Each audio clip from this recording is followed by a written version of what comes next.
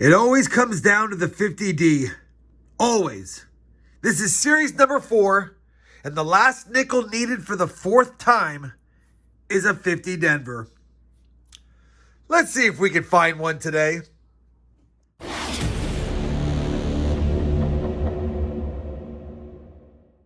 Hey everyone, it's RobFindsTreasure, and welcome back to the channel. We've got another 2-box nickel hunt in our quest to find that pesky 50 Denver Jefferson Nic-A-Date nickel. But we'll also take any other goodies we can find, like V-nickels, buffalo nickels, silver nickels. And if you recall, in my last 2-box hunt, we scored an epic collection dump with lots of V-nickels and lots of silver nickels, so we don't know if we might have another part of it in these 2 boxes. I'm going to close up this book. Hopefully, at the end of this hunt, we can close it for good. But, like I said, we'll do our best to see what we can find. Let's get this box open and see what we see on the top side. Well, that looks like a pretty tough box.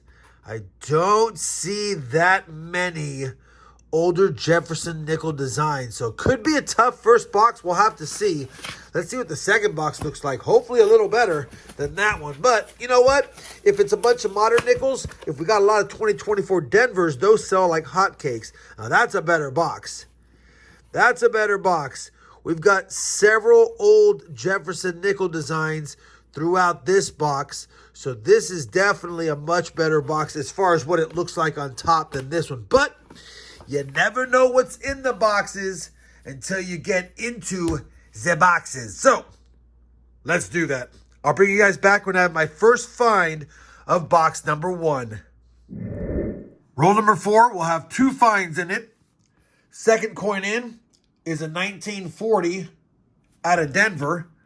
And right in the middle, peeking out at us, is a 1946 out of Philly. We're up to roll number 26, and even though I haven't filmed very many finds, there have been quite a few finds on the board, just albeit from the 50s and some lower mintage Jefferson nickels. I bring in, though, because we just came across a 1939 Jefferson nickel. Let's see if it has a mint mark.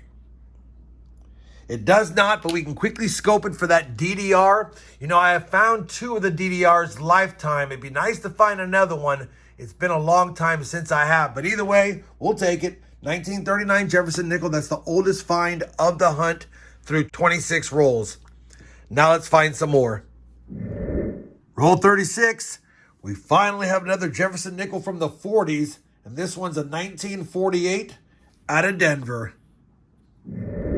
Roll number 41 is going to give us another Jefferson nickel from 1939, but this one's in pretty rough shape, so it probably does not have a mint mark, but we'll take a quick peek together.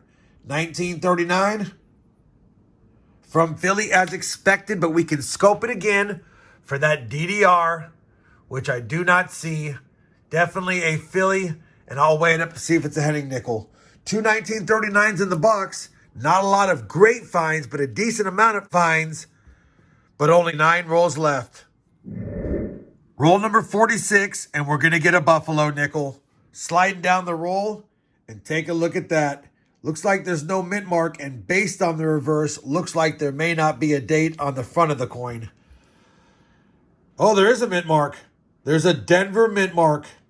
So we might have a date if we're lucky. And you know what? I don't know if I'm going to get a date without Nic-A-Dating it. But let me do a little diligence on this. Do a little scrutiny on it. See if I can find a date. And if not, I'll Nic-A-Date it and bring it back. Well, the trusted Nic-A-Date worked once again. We had to use it because I couldn't see the date. But I'm sure you guys can now. 1920. So a 1920 Denver buffalo nickel in the box. We will take that. First decent find overall, although, like I said, there's been lots of finds. 4 rolls left. Let's see what else we find. Well, that's going to do it for the first box of this 2-box nickel hunt, and I kind of called it from the beginning. I said it didn't look very good as far as the end coins. We did have 23 finds, but with nowadays counting the modern 2024s, I do want there to be 25 or more finds in a box, so it was definitely light. We didn't get any silver. No semi-key dates, no key date Jefferson nickels, but we did ironically get 4 2009s And I don't see those very often anymore, but we got 4 of those, 6 of the 2024 Denvers. We did get a 52P and I think a 51 Denver. Yeah, so we got close to the 50D, but didn't get it. Got the Buffalo nickel and a couple of 39s.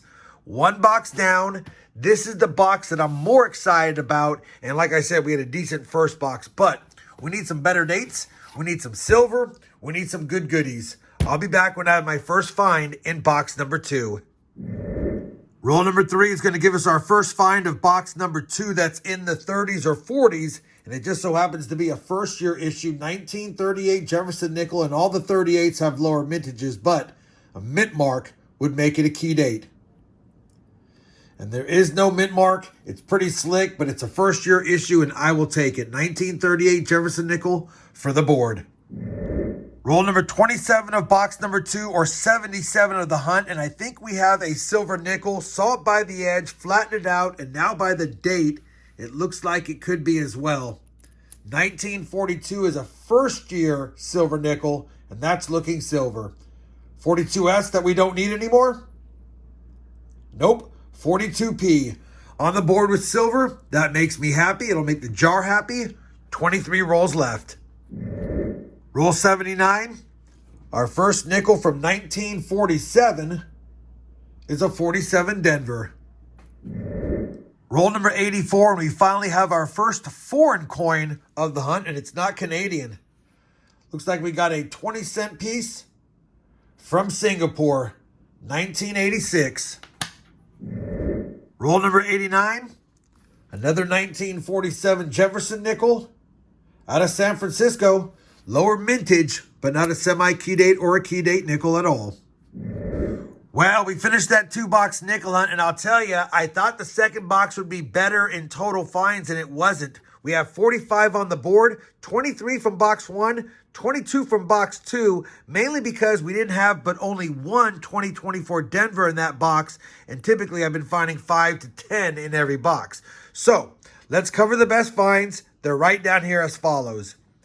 We got a 20-cent piece from Singapore, 1986. We got 8 2009 Jefferson nickels. I don't normally find 1 or 2 in a hunt if I'm lucky. And we got 1 2009P and 7 2009 Denvers. And as a quick reminder, those have a lower mintage.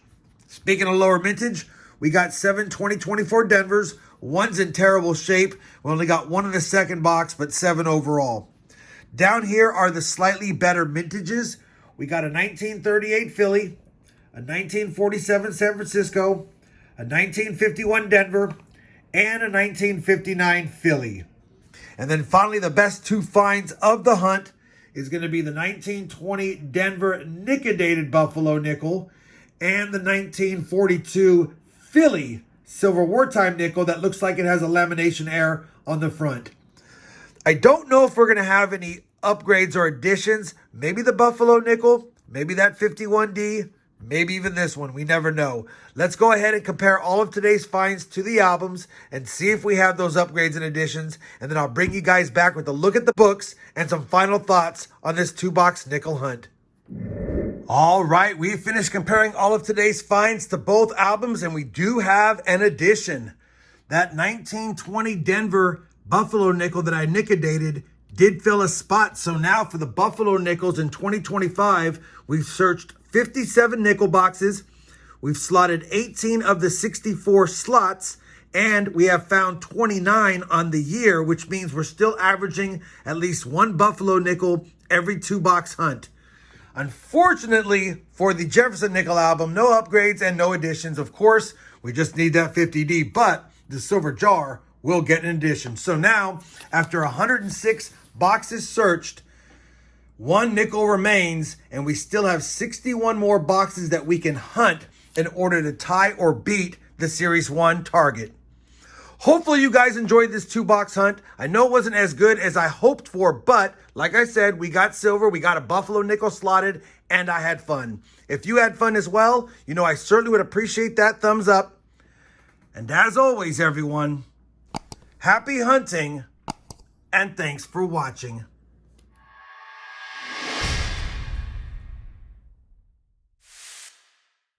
Just a little silver snack for the silver jar.